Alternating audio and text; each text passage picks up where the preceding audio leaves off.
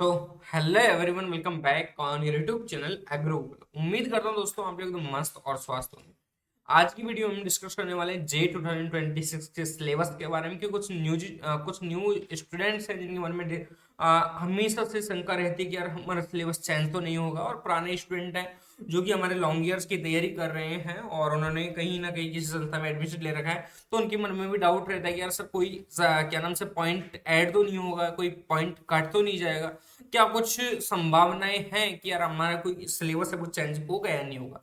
आपके मन में तमाम सारे डाउट्स होंगे सिलेबस को लेकर, तो वो सारे डाउट्स है वो मैं आपको यहाँ पे क्लियर कर दूंगा। ठीक है, तो वीडियो को एंड तक देखिएगा। वीडियो को एंड तक देखोगे तो आप लोगों के मन में कोई भी डाउट नहीं रहेगा कि भाई यार हमारा एग्जाम का जो सिलेबस है वो चेंज होगा या नहीं होगा, हमें किस तरह से पढ़ना है, क्या कुछ हमें उपाय अपनाने हैं, हमें क्या कुछ किस तरह से टेस्ट हमें ज्वाइन करनी है, वो सारा सारा इन्फॉर्मेशन मैं इस वीडियो के अंतर्गत मैं आपको देने वाला हूँ। तो वीडियो को एंड तक जरूर देखिएगा दोस्तों। ठीक है, तो मैं सबसे पहले यहाँ पे बताना चाहूंगा जिनके मन में भी जिन जो भी स्टूडेंट है जो जे 2026 की तैयारी कर रहे हैं, तो उनका देखो दोस्त, आप लोग पहले तो जो लॉन्ग ईयर के हैं उनको मैं कंफर्म करके बता दूं, कंफर्मली बता दूं कि आप लोगों को जो सिलेबस है वो सेम के सेम ही रहने वाला है। कि आप लोगों ने जो 11th और 12th में जो पढ़ा है वो तो आएगा ही आएगा, लेकिन जो 11th का बायोलॉजी रहता है वो आपके आने वाला है पूरा सेम के सेम। जहां तक जाना मेरे मतलब पूरा सिलेबस जहां तक मैंने पढ़ा है पूरा पूरा कवर किया है, क्योंकि हम लोगों ने एक टाइम पे जेट का एग्जाम दिया था,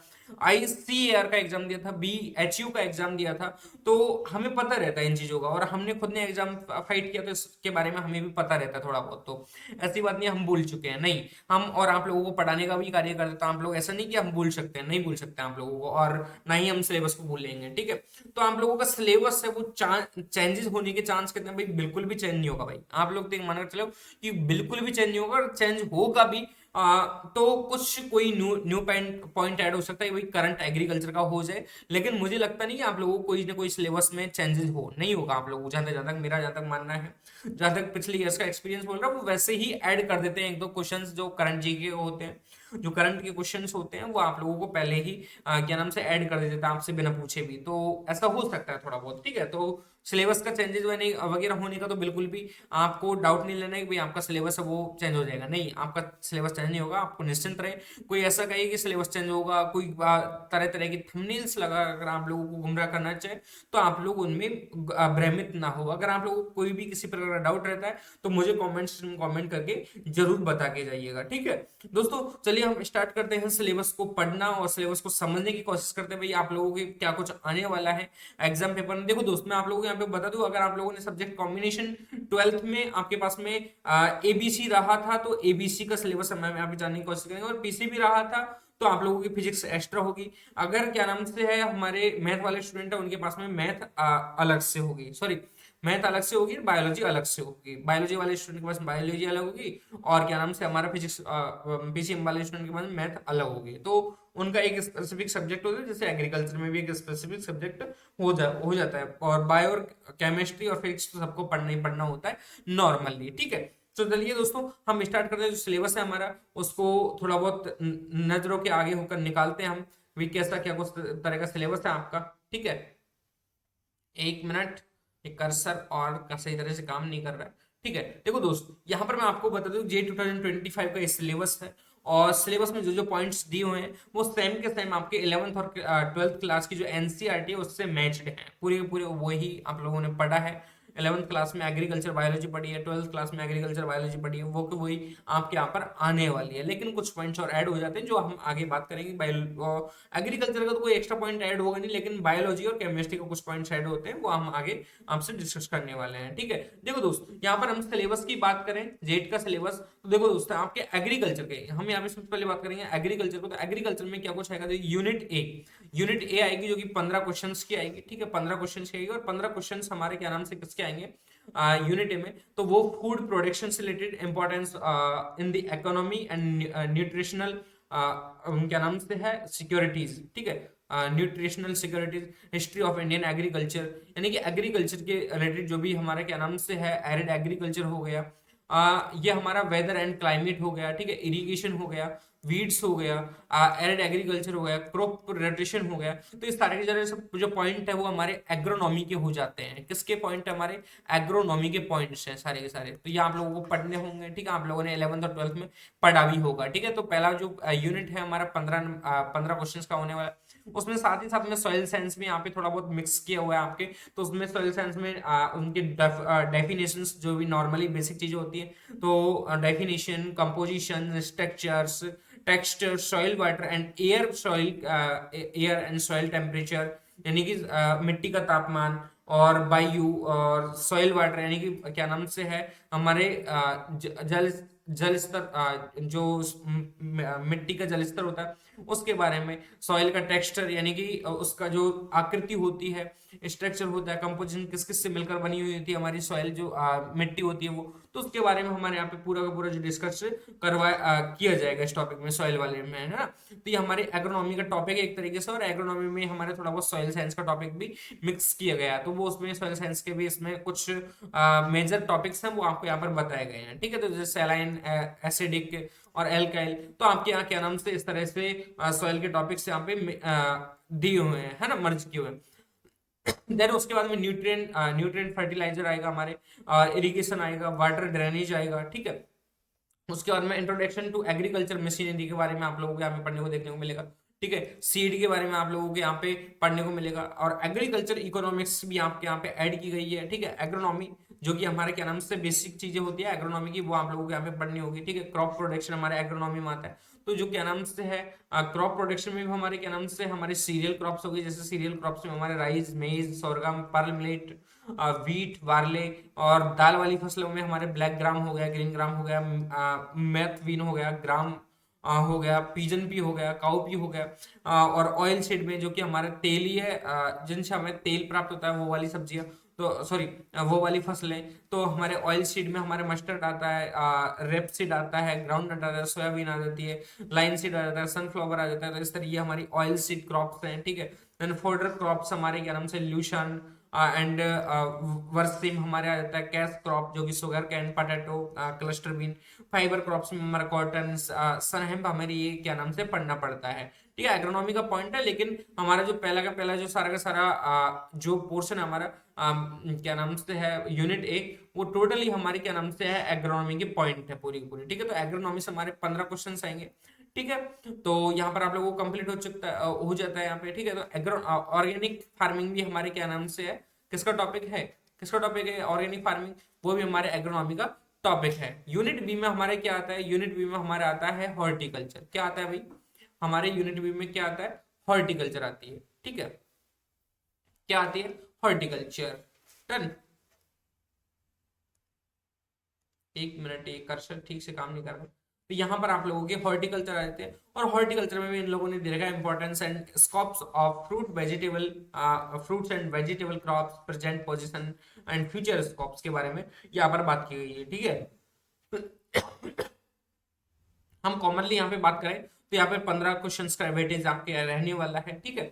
और ऑर्चर्ड मैनेजमेंट के बारे में आप लोगों को यहाँ पे पढ़ना होगा, ठीक है। Study of flowering importance, fruits crops with special references to botanical name, मतलब कि जो कि नाम से कुछ इंपॉर्टेंट फ्रूट्स क्रॉप्स हो गई और स्पेशल रेफरेंसेस हो गए, जैसे हमारे क्या नाम से बॉटनिकल नेम हो गए, जैसे हमारा केला का, बनाना का बॉटनिकल नेम हो गया, फैमिली हो गई, उसकी इंपॉर्टेंस हो गया, क्लाइमेट कैसी चाहिए होती है उसको, सॉइल कैसा होता है, इंप्रूव वेराइटीज यानी कि उन्नत किस्में कौन कौन सी हैं, उसके प्लांट प्रोपोगेशन उसका किस तरह से हमें उसकी और एक नई संतति पैदा कर सकते हैं, planting and manure fertiliser, irrigation, weeding, hoeing, yield and plant protection of mango, citrus, ये सारी की सारी जो चीजें हमें पढ़नी पड़ेंगी, क्या नाम से है सारी की सारी जो क्रॉप्स है, फ्रूट क्रॉप्स है उनकी, जैसे फ्रूट क्रॉप में यहाँ पे नाम दिया गया है, मैंगो की हो गई, सीट्रस की हो गई, ऑरेंज, मैंड्रिन, लाइम, लाइम बनाना हो गया, गुआवा हो गया, क्या नाम से पोमोग्रेनेट हो गया, पपाया हो गया, ग्रेप्स हो गया, अनोला, बेर, डेट प्लम, ये हमारे सारे के सारे जो पॉइंट्स हैं वो हमारे किसके हैं, फ्रूट साइंस के हैं। देन उसके बाद में वेजिटेबल साइंस के आ जाते हैं। वेजिटेबल साइंस में हमारे क्लासिफिकेशन ऑफ वेजिटेबल्स यानी कि सब्जियों का वर्गीकरण on the basis off season and vegetable parts के आधार पर, यानी कि हमारे कौन कौन सीजन में सब्जियां उगती हैं, देन उनके क्या नाम से वेजिटेबल पार्ट्स कौन कौन से यूज में, यानी खाए जाने के लिए कौन कौन से पार्ट उनके यूज में लिए जाते हैं। The types of vegetable cultivation यानी कि उनका क्या नाम से किस किस तरीके से खेती की जा सके। यहाँ पर commercial, kitchen gardening, nursery, nursery के बारे में उनकी डेफिनेशन, इंपॉर्टेंस, क्या नर्सरी की डेफिनेशन इंपॉर्टेंस है उसके बारे में आप लोगों को देखने को मिलेगा। वेजिटेबल कल्टीवेशन के बारे में हम यहाँ पे थोड़ा सा बात करेंगे तो देखो वेजिटेबल कल्टीवेशन में यानी कि सब्जियों की खेती के बारे में बात करें तो यहाँ पर बॉटेनिकल हमें नेम जो किसी स्पेसिफिक जो सब्जी है जो क्या नाम से हमारे वेजिटेबल है उसका बॉटेनिकल नेम हो गया, उसका फैमिली नेम हो गया, उसका इंपॉर्टेंस हो गया, उसका क्लाइमेट हो गया, उसका सॉइल हो गया, उसका फील्ड प्रिपरेशन हो गया, उसका सोइंग हो गया, सीड रेट हो गया, उसका ट्रीटमेंट हो गया और इम्प्रूव वैरायटी हो गई, मैन्योर फर्टिलाइजर हो गया, irrigation, weeding, hoeing, plant protection, yield, ये सारी की सारी जो चीजें हमें पढ़नी होती हैं एक वेजिटेबल क्रॉप्स की। जैसे वेजिटेबल क्रॉप्स कौन कौन सी हो जाती है, tomato, brinjal, chilli, cauliflower, cabbage, pea, okra, carrot, radish, spinach, onion, garlic, round gourd, bitter gourd, on bottle gourd and ridge gourd and pumpkin, और भी कई सारे हमारे क्या नाम से vegetable crops and ornamental gardening के बारे में हमें आपको देखने को मिलता है। Study of ornamental plant, flower cultivation यानी कि फूलों की खेती के बारे में हमें यहाँ पे पढ़ने को मिलता है, आपको पढ़ना पड़ता है ना। Introduction and utility medical planted के बारे में आप लोगों को यहाँ जाना जरूरी होता है, ठीक है, और पढ़ना भी पड़ता है। Preservation of fruits and vegetable है ना, इनके बारे में आपको पढ़ना होता है, ठीक है। देन उसके बाद में ये भी आपके सिलेबस में है, फ्लावर्स एंड देयर हार्वेस्टिंग, ये भी आप लोगों को क्या नाम से है हमारे जो सिलेबस का पार्ट है एक तरीके से हॉर्टिकल्चर का, ठीक है। तो यूनिट ए हमारे एग्रोनॉमी की हो जाती है, यूनिट बी हमारे हॉर्टिकल्चर की हो जाती है और यूनिट 3 किसकी आ जाती है हमारी हमारे एनिमल हस्बेंड्री की, जिसमें हमारे पशुपालन जिसे हम नॉर्मली कह सकते हैं। तो उसका इंपॉर्टेंस हमें बेसिक चीजें जो पढ़नी होती है, एंड एनिमल की ब्रीड्स हमें पढ़नी पड़ती है, ठीक है, ब्रीडिंग के बारे में पढ़ना पड़ता है, ठीक है। और उसके बाद में जो ये यूनिट सी इसका पार्ट होता है हमारा 10 क्वेश्चन आते हैं, यानी कि टोटल नंबर ऑफ क्वेश्चन हैं जो हर सब्जेक्ट से 40 क्वेश्चन आते हैं हमारे। कितने क्वेश्चन आते हैं, 40 क्वेश्चन आते हैं। टोटल नंबर ऑफ जो क्वेश्चन हमारे 120 हो जाते हैं पेपर में। कितने क्वेश्चन हो जाते हैं, 120 क्वेश्चन हो जाते हैं। Okay done. तो यहाँ पर 40 के हिसाब से लगाए तो 40 गुना 80, 40 120, तो 120 नंबर का हमारा पेपर हो, सॉरी 120 प्रश्न हमारे कॉपी जो एग्जाम पेपर है उसमें आते हैं, ठीक है। तो 40 प्रश्न तो हमारे यहाँ पे 15 प्रश्न एग्रोनॉमी का, 15 प्रश्न हॉर्टिकल्चर का और 10 प्रश्न एनिमल हस्बेंड्री के हो जाते हैं, ठीक है। तो एनिमल हस्बेंड्री में हमको नॉर्मली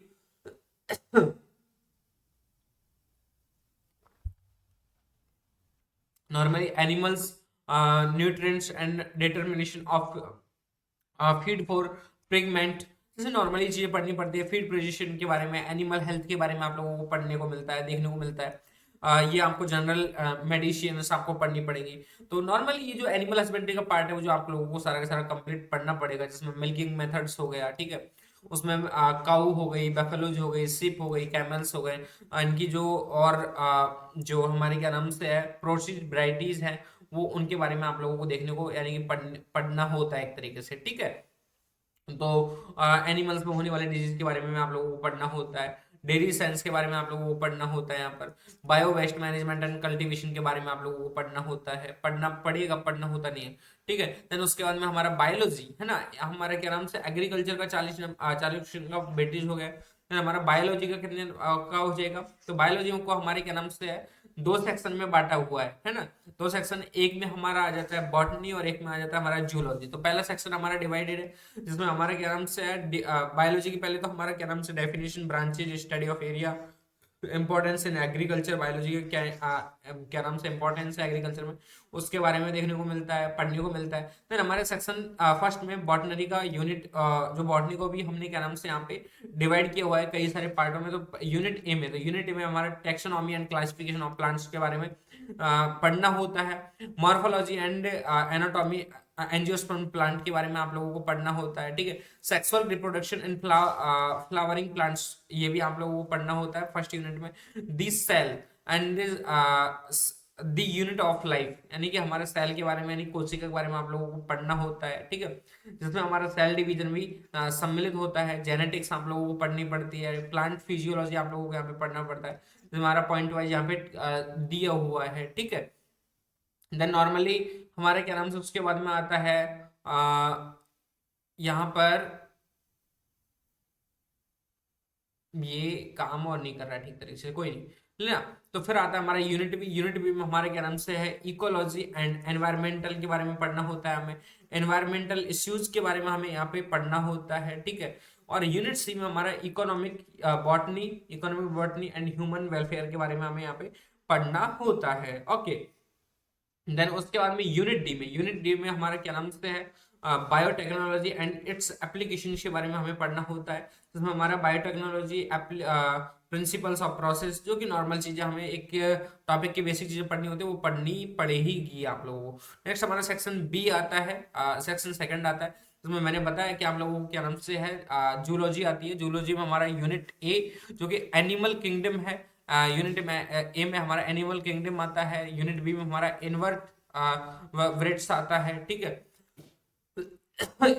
इनवर्टिब्रेट्स, जिसमें हमारे क्या नाम से animals and their economic importance of special with special references to agriculture, protozoa हमें हेलिमेंथीज एंड एनिलिडा, क्या नाम से मोलस्का हो गया, ऑर्थोपोडा हो गया, ऐसे संघों के बारे में हमें पढ़ना पड़ता है। क्लासेस के बारे में हमें पढ़ना पड़ता है, ठीक है।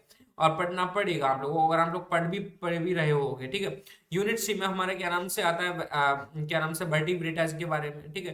देन हमारा नेक्स्ट आता है केमिस्ट्री में हमें क्या नाम से है नॉर्मली ये हमारे यूनिट ए में हमारा बेसिक कॉन्सेप्ट ऑफ केमिस्ट्री का दिया हुआ है, ठीक है। बेसिक कॉन्सेप्ट ऑफ केमिस्ट्री, जिसमें हमारे क्या नाम से 10 क्वेश्चन आने वाले हैं इससे, ठीक है। तो जो बायोलॉजी को तो हमारे हो गया पहला पार्ट है जो बॉटनी का, उससे 25 क्वेश्चन आने वाले हैं, ठीक है। देन जूलॉजी के पोर्शन से हमारे क्या नाम से है ओनली ऑन 15 क्वेश्चंस आने वाले हैं, ठीक है। डन।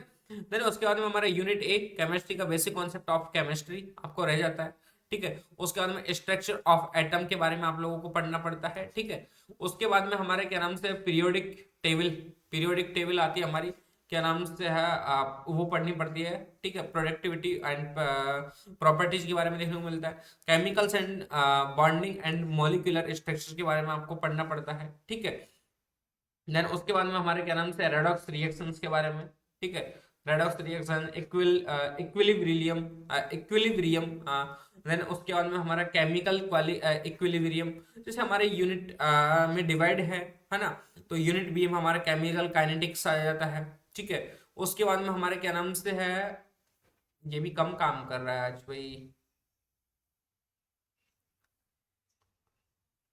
ये भी हमारा सिलेबस जो कई सारी जो पॉइंट्स सेक्शंस हैं उनको डिवाइड किया गया है, ठीक है। एलिस वेरा आ रहा है तो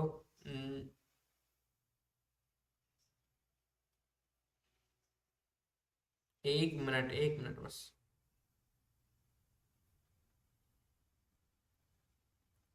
हाँ मैथमेटिक्स का है, ठीक है।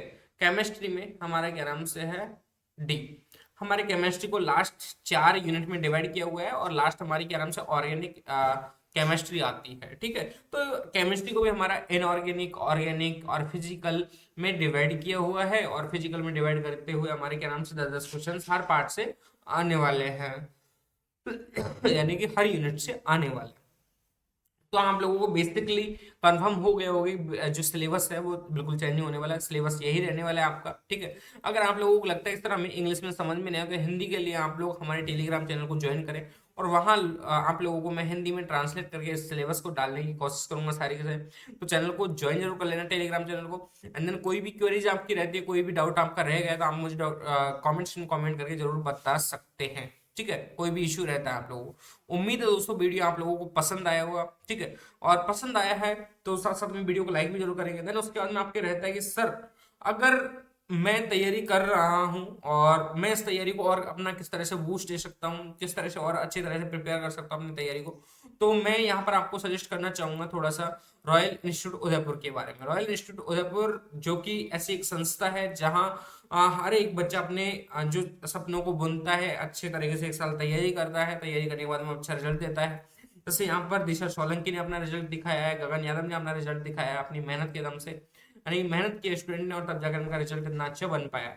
तो मैं सजेस्ट करना चाहूंगा इसी मेहनत के साथ में टीचर्स इनके काम करते हैं। ज्यादा मैं और कुछ कहूंगा नहीं, आप लोग खुद इनसे संपर्क कर सकते हैं। वो किस तरह से, मैं आप लोगों को थोड़ा मध्यम और वो बता देता हूँ थोड़ा सा, ठीक है।